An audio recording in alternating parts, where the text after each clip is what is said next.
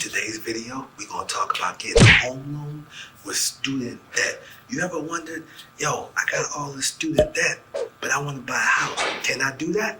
Well, we're going to find out today.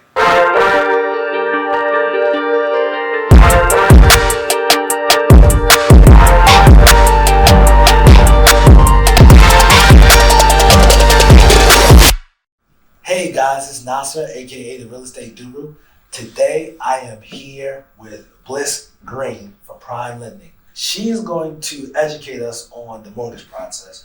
I get a lot of questions about the mortgage process, getting the mortgage, buying the first home. And guys, I know I'm the real estate professional, but I'm the investor and I'm on the investment side. When I buy a house, I renovate it, I give it to my realtor sells it, they deal with that. I know the basics of FHA product, but I'm not well versed in it like Bliss Green. First, Bliss, thank you for giving us your time. Thank you for having me. And I just want to tell the people, she's been working in the mortgage industry since 1999. So just for me to explain that to you, what exactly does that mean? That she went through the 9/11 situation back when it happened. She was in Linden. She went through the real estate come up. Then she went to when it went flat. Then she went to when it went up again. Then she went to the Great Recession of 2008. And then she went through that. So she's seen, I would want to say, every cycle of real estate. In the last 20 years, yes. Yes. every cycle of real estate in the last 20 years. So when she answers these questions, this is coming from somebody who definitely knows what they're talking about. And yes, we're going to give you her information if you are interested in getting a loan product from her. So Bliss, I want to start off with this question, right? Which is getting a home loan with student debt, right?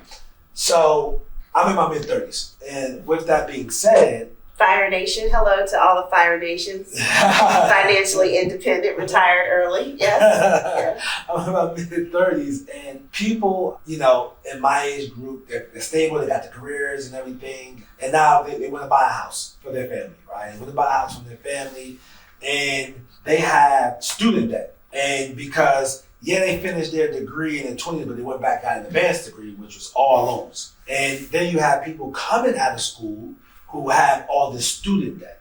So can I get a home loan with student debt? And how does student debt affect the home loan? Can you get to that, please? So thank you for asking the question. It's a great question. It also proposes a huge hurdle for a lot of first-time buyers and or would-be investors in the marketplace. Long ago, we used to not include student loan debt that was deferred. So if you weren't required to make payments on the student loan debt, we did not have to include that in your debt-to-income ratio. A debt-to-income ratio is how we determine your ability to repay, your propensity to repay our loan. So we take the amount of debt that you have and divide that over the amount of monthly income that we're qualifying you on. And this is how we say, within certain ranges, we're willing to make this loan to you. And when we include student loan debt, that usually takes most people's ability to qualify and makes that very low or wipes it out altogether. Currently, depending on the loan product, even if your loan is deferred, we're requiring that you pay 0.5% of the current balance. Total, we're required to include 0.5% of the current balance, or for FHA, 1%. People who have $100,000, $200,000 worth of student loan debt, that is a mortgage payment. Absolutely. In and of itself. So the options for qualifying with student loan debt are to really manage all of your other debt, right? Save as much money as possible. This is where you're not spending any of your freedom monies, love gifts, right? If any family member is giving you money, you are really coming up with a plan and saving that so that you can make larger down payments, right? Because the larger the down payment, the less money you're borrowing, the more affordable your mortgage is going to be. So you just have to really plan ahead. And also maybe this is where you utilize a cosigner. If you have a family member or a sister, and both of you currently don't own a property together, a mother, a grandmother, and they're willing to co-sign with you to give you that additional income, do that. Once you're in a better position to carry the debt, manage the debt on your own, refinance the property and remove them from the liability. But these are the strategies that one would have to take if today this is the type of debt that you're carrying. Okay, all right. So it sounds like to me it's going to vary for each individual. It is. Yes. So it's no just blanket answer, because with the income to debt ratio, basically, because everybody's income is different, everybody's debt is going to be different. Some people are going to have $80,000 in student loan debt, and let's say they make $70,000 at their job. That doesn't necessarily disqualify them because they don't have a whole bunch of consumer debt outside of that. Exactly. Right, and then you're going to have the person that has $50,000 college debt and maybe makes $70,000 income, but they got a whole bunch of consumer debt, which they got a car note, too much car. They got too much car that they shouldn't have bought when they could have got a $200 Hyundai Sonata. May I make a point here? Yes. House first, real estate first, what by any means necessary, whatever you actually can afford today. And I promise you, once you have a mortgage reporting in your name, people will beg you, scream at you to take their consumer loans for whatever your heart desires, but make sure you secure your house first. Absolutely. Literally, when I every time I went to the dealership and they ran my credit, they didn't have to check my income. They don't. All credit is not created equal. All borrowers, their process in lending is not equal. I wrote a book called Credit Made Simple. I'm going to make a quick plug here. Please. In my book, one of the things that I talk about is just educating you as a consumer about what credit actually is and who it's for. Credit is not for you. It's about you. The story that your finances tell. So it's a third party telling a story about your finances. And you control the narrative. You control what that story is. And when we look at what credit is, we look at different buckets or types of credit. Mortgage in and of itself is a type of credit.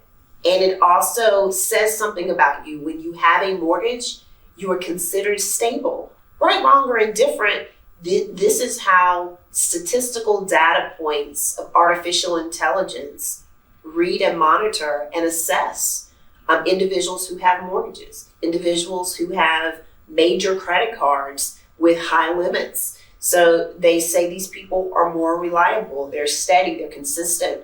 Having a mortgage means that you're tied to real estate so that someone can put hands on you, like you're not fighting, you're not flight risk, right? So you have to think about it from these things. A lot of people are like, well, why wouldn't you make the loan to me? I'm good for it. I'm a good person. I'm working hard. I'm educated. I have higher degrees. Right. You should give me the money.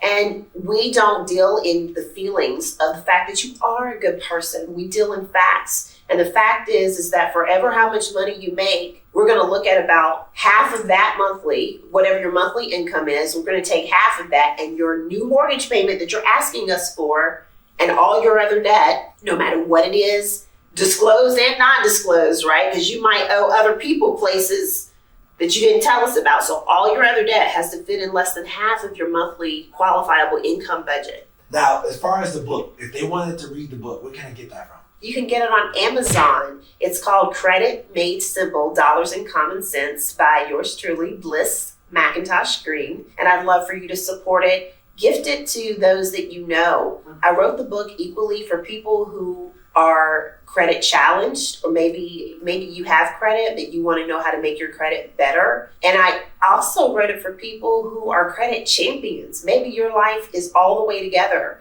Maybe you have 800 credit scores and you're Fire Nation, financially independent and retired early, and life is good for you. You have that much more responsibility to make sure that you're bringing people along the journey with you. It's lonely at the top, and the way to prevent that is to make sure that you're taking many people on the journey that will come. Don't have your friends and family not be able to travel the world with you. Also, be at your financial capacity and financial freedom, because you didn't invite them. If they don't come, let it be because they chose not to, but not because they didn't know what steps to take. And so this is a great way to gift financial wisdom to someone who would want to do more in their life and to help others do more. So thank you. Nah, you're welcome. And also, one more thing. So you do loans in all 50 states. Yes. If somebody wants to contact you, is it best to contact you like email, website, phone number? Through any of those mediums. My name again is Bliss Green, NMLS 116122. I have the privilege of working for Prime Lending. We are a national mortgage lender, and that means that I help people get home loans. So if you're looking to buy a house for the first time, or if you're looking to buy a bigger house or move up house or downsize, or if you're looking to be like Nasar and start investing in real estate in a traditional capacity, working with a real estate agent, getting financing for that, or adding to your real estate portfolio, I would love to help go through the path to ownership and discover your home loan options. You can reach me at 704-241-5135. That is my cell phone number, and I'd love to talk with you. My website is at Lending Bliss, LendingBliss, lendingbliss.com. And you can follow me online on social media with hashtag Close with Bliss, hashtag Lending Bliss, or at Lending Bliss, Twitter, Instagram, Facebook, and on LinkedIn. Please do connect with me there. Thank you so much. All right, and we're also going to put all that on the screen. So we're going to put all that on the screen. And yes, I'll see you guys in the next video. Before you get to the next video, hold on. Let me tell you, go to my blog, realestateguru.com. Definitely follow me on social media, Real Estate Guru on IG and Facebook. And on my blog, you put your name and email in. I'm giving out free contracts, and those contracts are the contracts I use in my 7-figure real estate business. So it'll get you started on your journey. But until next time, I wish you much success in your life and your business. Peace.